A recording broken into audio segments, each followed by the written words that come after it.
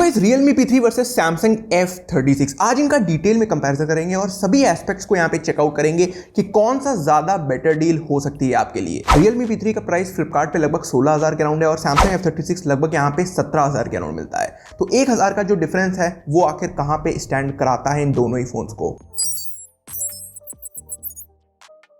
सबसे पहले डिजाइन की अगर बात करें तो दोनों ही देखिए बॉक्सी डिजाइन के साथ आते हैं। अगर हम लोग बैक पैनल की बात करें Realme P3 का बिल्कुल मैट फिनिश में बैक पैनल दिया गया है, थोड़ा फ्यूचरिस्टिक डिजाइन यहाँ पे लगता है देखने में। साथ ही आप Samsung F36 का बैक पैनल देखो तो यहाँ पे वीगन लेदर को यूज किया गया है, आजकल इसको ये लोग इको लेदर के भी नाम से बोलते हैं। पोर्ट एंड बटन्स की बात करें तो Samsung F36 में साइड माउंटेड फिंगरप्रिंट स्कैनर मिलता है, वहीं Realme P3 में इन डिस्प्ले फिंगरप्रिंट स्कैनर है। आप ऊपर की तरफ अगर देखो तो आपको एक एक माइक देखने को मिल जाता है और यहाँ पे जो एक आपको पोर्ट दिख रहा है Realme P3 में, ये यहाँ पे इनका स्पीकर पोर्ट है। साथ ही सिम ट्रे की बात करें तो दोनों में ही हाइब्रिड स्लॉट्स मिलते हैं, मतलब आप यहाँ पे एक सिम या फिर एक SD कार्ड या फिर आप 2 सिम चला सकते हो। चौड़ाई और लंबाई की बात करें तो यहाँ पे Samsung F36 थोड़ा सा ज्यादा चौड़ा है और लंबा है in comparison to Realme P3। बाकी वेट की बात करें तो ज्यादा डिफरेंस नहीं है, 5-6 ग्राम का डिफरेंस है। 194 ग्राम का लगभग यहाँ पे Realme P3 है और 200 ग्राम्स 199 ग्राम्स का Samsung F36 है। आईपी रेटिंग की बात करें तो Samsung यहाँ पे कोई आईपी रेटिंग नहीं देता है, लेकिन कम बजट में भी Realme P3 ने IP69 रेटिंग दी है। तो इसको आप लोग पूरा पानी में डाल दो, अंडर वाटर वीडियोग्राफी करो, फोटोग्राफी करो,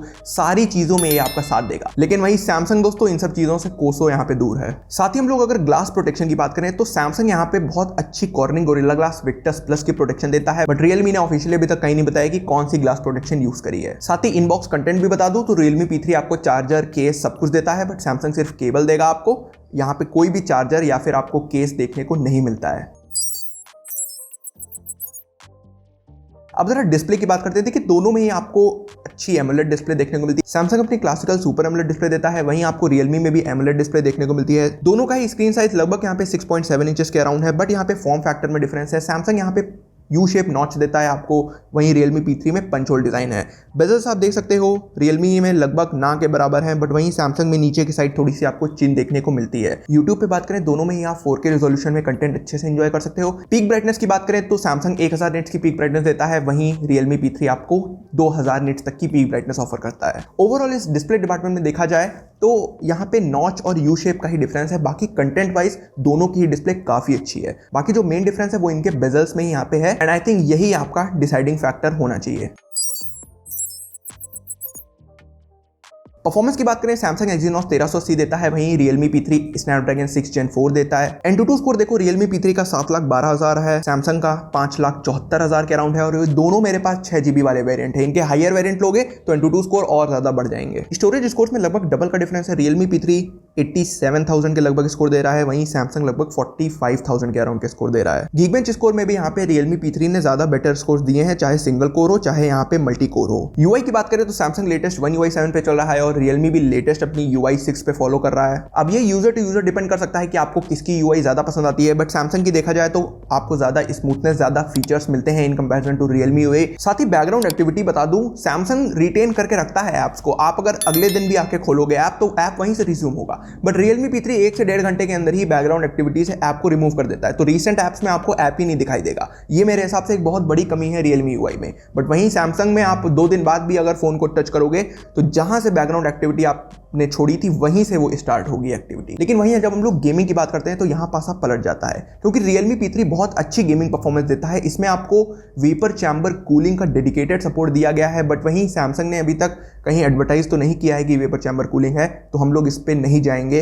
लेकिन Realme ने ये बताया है वेपर चैम्बर कूलिंग, और इस वजह से आपको गेमिंग बहुत अच्छी देखने को मिलती है। मैंने खुद BGMI Asphalt हाई सेटिंग्स में टेस्ट किया है, साथ ही Antutu स्कोर्स भी आपको यही चीज बताते हैं। इस टेस्ट वगैरह देखो तो सारी चीजों में जो ग्राफ्स निकल के आते हैं उनमें Realme P3 की परफॉर्मेंस काफी अच्छी है।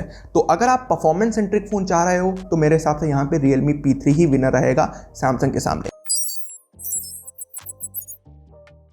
अब जरा कैमरा पे आते हैं। देखिए यहाँ पे Samsung 50 का प्राइमरी, 8 का अल्ट्रा वाइड, 2 का मैक्रो देता है, वहीं Realme P3 50 का प्राइमरी और 2 का डेप्थ सेंसर देता है। फ्रंट में Samsung 13 मेगापिक्सल है और Realme 16 मेगापिक्सल है। देखिए कैमरा सैंपल्स प्राइमरी लेंसेज से दोनों के मुझे यहाँ पे ठीक लगे, कोई ऐसी ओवरऑल तो प्रॉब्लम नहीं लगी। लेकिन आप जब सेल्फीज देखते हो तो उनमें जो डिटेल निकल के आती है या फिर पोर्ट्रेट एच डिटेक्शन होता है, जब आप मैक्रो शॉट्स लेने जाते हो, नेचर फोटोज ज्यादा क्लिक करते हो, आउटडोर लाइटनिंग में ज्यादा जाते हो, तो Samsung बहुत नेचुरल टोन रखने का प्रयास करता है, अननेसेसरी वाइब्रेंसी नहीं ऐड करता है, जो कि मैंने Realme P3 में देखी। चाहे यहाँ पे डायनेमिक रेंज हो या फिर यहाँ पे लो लाइट कंडीशंस हो, सैमसंग बेटर यहाँ पे आउटपुट देता है। वीडियो रिकॉर्डिंग में डिफरेंस है, देखिए सैमसंग यहाँ पे OIS सेंसर आपको देता है कैमरा में, Realme P3 में OIS नहीं आता है। साथ ही यहाँ पे 4K फ्रंट और बैक दोनों है सैमसंग में, Realme P3 में सिर्फ बैक साइड में 4K है, फ्रंट में 4K नहीं मिलता है। तो स्टेबलाइजेशन जब आप वीडियो रिकॉर्डिंग की बात करते हो तो यहाँ पे सैमसंग ज्यादा बेटर है Realme के मुकाबले, और क्वालिटी में भी आपको ये चीज नोटिस होगी। इन ऐप कैमरा फीचर्स देखो तो दोनों में ही काफी फीचर्स मिलते हैं। Realme P3 का अंडर वाटर मोड इसका यहाँ पे USP है, मेन फीचर। वहीं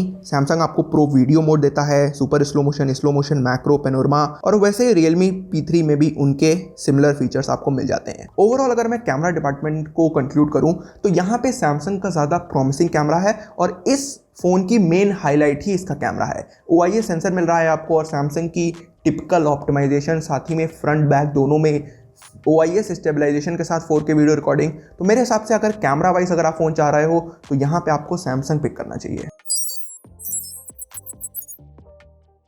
बैटरी बैकअप की बात करें तो सैमसंग आपको 5000 mAh की बैटरी देता है 25 वॉट फास्ट चार्जिंग के साथ। वहीं Realme P3 आपको 6000 mAh की बैटरी देता है 45 वॉट फास्ट चार्जिंग के साथ। Realme का तो अपना चार्जर आता है, बट सैमसंग के लिए आपको 1000 रुपए का 800-900 रुपए का इनका चार्जर परचेस करना पड़ेगा। बैटरी लाइफ की बात करते हैं तो देखिए mAh कैपेसिटी में तो 1000 का डिफरेंस है, लेकिन जब रियल यूजेज आप देखो तो जब परफॉर्मेंस सेंट्रिक ज़्यादा हो जाता है फ़ोन तो उसमें बैटरी ड्रेन भी ज़्यादा होता है। ये चीज़ मैंने ऑब्जर्व करी है। तो यहाँ पे ज़्यादा डिफरेंस नहीं निकल के आता है स्क्रीन ऑन टाइम्स में। ओवरऑल देखा जाए आधे या 45 मिनट का ही डिफरेंस निकल के आएगा over the 5G network, but दोनों ही काफ़ी अच्छा यहाँ पे बैटरी बैकअप देते हैं। सैमसंग थोड़े फीचर्स ऐसे प्रोवाइड कर देता है आपको UI में, जो कि आपको बैटरी बैकअप बचाने में ज़्यादा हेल्प करेंगे, ज़्यादा बैटरी ड्रेन अननेसेसरी नहीं करते हैं। बट वहीं Realme P3 में बहुत ज़्यादा बैकग्राउंड एक्टिविटी मैंने नोटिस करी, जो कि सैमसंग की UI में नहीं होती है, और ये मेन सिग्निफिकेंट रीज़न है जो कि आपको इतना ज़्यादा मेजर डिफरेंस नहीं देखने को मिल रहा है बैटरी बैकअप्स में, बट फिर भी कैपेसिटी में तो थोड़ा सा डिफरेंस है ही है।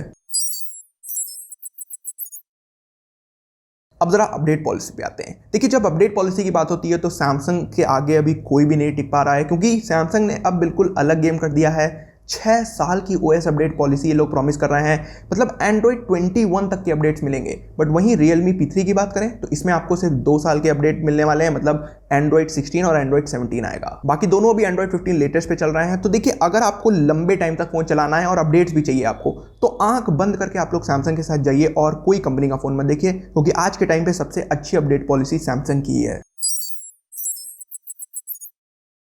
स्पीकर्स की बात करें तो सैमसंग में आपको सिंगल स्पीकर मिलता है, लेकिन डॉल्बी एटमॉस का डेडिकेटेड सपोर्ट है। बट वहीं Realme P3 में आपको स्टीरियो स्पीकर्स मिलते हैं। अब जरा आप पहले सैमसंग का आउटपुट सुनो।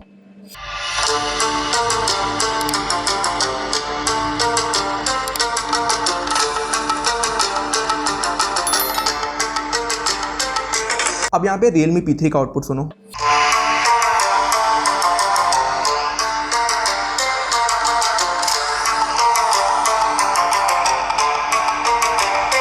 सो गाइस नो डाउट जो अल्ट्रा बूस्ट मोड है Realme P3 में वो इसको ज़्यादा लाउड बना देता है, लेकिन वहीं जब ये लाउड होता है तो ये थोड़ी सी अपनी जो क्वालिटी है उसको डाउनग्रेड करता है। बट अगर आपको सिर्फ क्वालिटी से मतलब है तो आप सैमसंग की सिग्नेचर क्वालिटी सुन सकते हो, लेकिन एक प्रॉब्लम है इसमें सिंगल स्पीकर आता है। मेरे हिसाब से जिस बजट रेंज के ऊपर दोनों 15,000 के ऊपर है, मेरे हिसाब से इसमें स्टीरियो स्पीकर होता तो ये एक ज़्यादा बेटर डील होती। बाकी क्वालिटी वाइज देखिए ये ज़्यादा मुझे बेटर लगा सैमसंग, लेकिन अगर आपको लाउडनेस चाहिए, स्टीरियो स्पीकर का मज़ा चाहिए, तो आप Realme P3 पिक करना।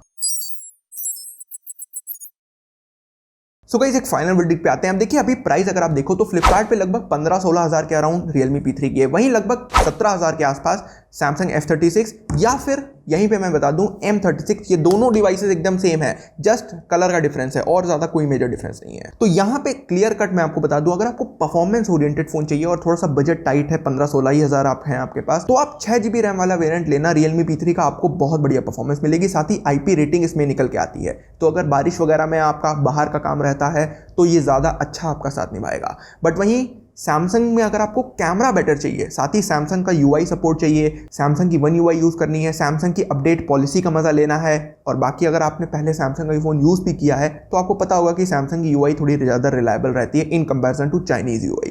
बाकी मैंने क्लियर कट आपको बताया कैमरा के लिए ये वाला लेना, और अगर आपको परफॉर्मेंस चाहिए तो Realme P3 लेना। तो लेट मी नो दोस्तों, अगर कोई भी सवाल ऐसा हो आपके मन में इस वीडियो को देखने के बाद जो कि मैंने ना यहाँ पे उसका आंसर दिया हो, तो आप लोग बिना सोचे यहाँ पे कमेंट करिए, मैं जल्दी से उसका रिप्लाई देने का प्रयास करूंगा। साथ ही में अगर आपका कुछ भी पर्सनल ऐसा क्वेश्चन हो तो आप लोग इंस्टाग्राम पे डायरेक्टली यहाँ पे रीच कर सकते हो, वहाँ पे डिटेल में बात करके हम लोग प्रॉब्लम का सॉल्यूशन निकालेंगे। चलिए दोस्तों, आप लोगों को वीडियो पसंद आई तो वीडियो को लाइक करके चैनल को सब्सक्राइब कर लेना। अब नेक्स्ट के लिए नमस्कार।